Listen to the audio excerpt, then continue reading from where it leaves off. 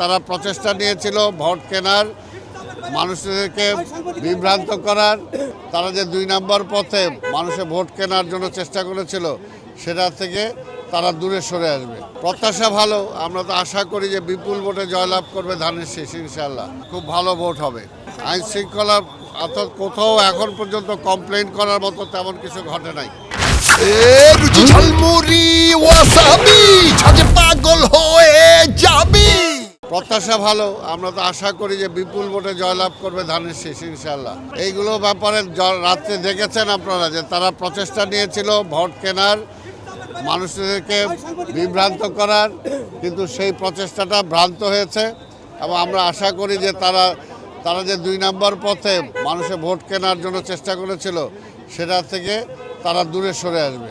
আপনারা দেখতে পাচ্ছেন যে সকাল থেকে ব্যাপক জনগণের অংশগ্রহণ, যেহেতু দীর্ঘ ১৭ বছর তারা ভোট দিতে পারে নাই এবং ভোটারের উপস্থিতি উল্লেখযোগ্যভাবে ভালো। আমরা আশা করি যতই আরও সময় গড়াবে ভোটারের সংখ্যা আরও বাড়বে এবং শান্তিপূর্ণভাবে নির্বিঘ্নে ভোট হোক, এটাই আমরা চাই।